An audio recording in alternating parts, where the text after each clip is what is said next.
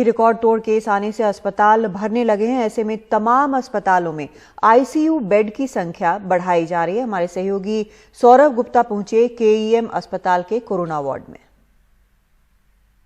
मुंबई में Covid ICU फिर से भरने लगे हैं। डॉक्टर्स के लिए एक चैलेंज है। दूसरी लहर जो है कोविड के, ये मुंबई में और महाराष्ट्र में दिखाई दे रहे हैं। हमारे साथ इस वक्त डॉक्टर संतोष सलागरे हैं, जो प्रोफेसर ऑफ मेडिसिन हैं केईएम हॉस्पिटल में, और ये कोविड फैसिलिटी बनाने में उनकी एक बड़ा रोल रहा है।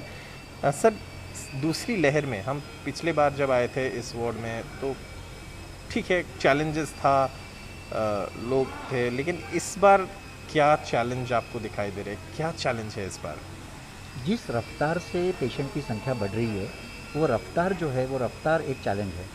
क्योंकि जैसे हमने देखा कि जैसे फरवरी मिड या फरवरी एंड से जैसे मरीज़ों की संख्या बढ़ने लगी और जिस रफ्तार से बढ़ने लगी, उस रफ्तार से हमने भी हमारी फैसिलिटीज़ जो है जो कोविड से नॉन कोविड कर दी थी, क्योंकि केईएम हॉस्पिटल में non Covid Covid hybrid facility चलती है।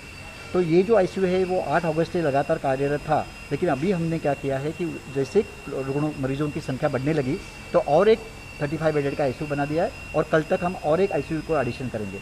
इसका मतलब क्या हो रहा है कि जो सीरियस पेशेंट्स है और वो जो पेशेंट जिनको ऑक्सीजन या वेंटिलेटर की ज़रूरत है, वैसे ही पेशेंट तो हमारे पास आएंगे, क्योंकि हमारा हॉस्पिटल है टर्शरी केयर सेंटर है।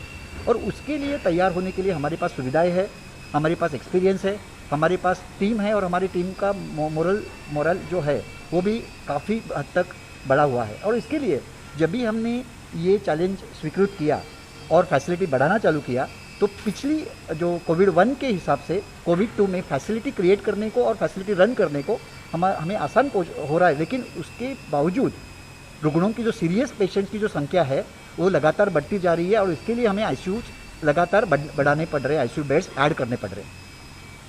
सर, इस बार ये भी सवाल है कि यंग लोगों में ज़्यादा दिखाई दे रहे हैं इन्फेक्शन, इसकी क्या कारण है? क्या हो गया है कि ये टाइम 12 से लेके 30 साल की उम्र तक मैंने देखा, जैसे मैंने कोविड वार्ड का वापस चालू किया, डिस्टिंक्टली मुझे नज़र आया कि 30 से 35 तक के जो रुग्ण है, प्रतिशत रुग्ण, ये मरीज़ ये यंग एज के हैं और उनमें सिम्टम्स थे और उनमें कुछ कोमॉर्बिडिटी थी, या तो सर्जिकल प्रॉब्लम था, या तो डायबिटीज़ यंग एज में था, या अदर ब्लड डिसऑर्डर्स जैसे बीमारी थी। तो इनकी संख्या बड़ी है। अभी क्या होता है कि ये जो यंग लोग हैं, जब भी घर पे ये इन्फेक्शन लेके जाएंगे तो ऑटोमेटिकली अपने जो घर के जो सीनियर सदस्य है या जिनको कोमॉर्बिडिटी है, उनको ये स्प्रेड कर रहे हैं। तो कोविड 1 में इतने बड़े पैमाने पे यंगस्टर्स नहीं इन्वॉल्व थे जो अभी कोविड 2 में हुए हैं। पिछले पेशेंट जो आ रहे थे और अभी के पेशेंट्स में जो आ रहे थे, जो आप बोल रहे थे कि अभी 3 दिन बाद 4 दिन बाद उनका कंडीशन ख़राब हो जाता है, तो वो क्यों हो रहा है?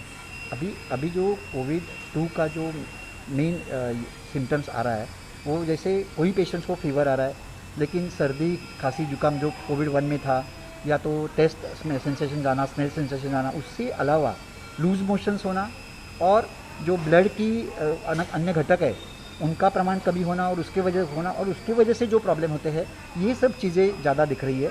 और जो पेशेंट का जो एडमिशन होने के बाद, या तो एक बार कोरोना पॉजिटिव होने के बाद 5वें या 7वें दिन पेशेंट का कंडीशन जो है वो कम्प्लीटली सीरियस हो जाता है।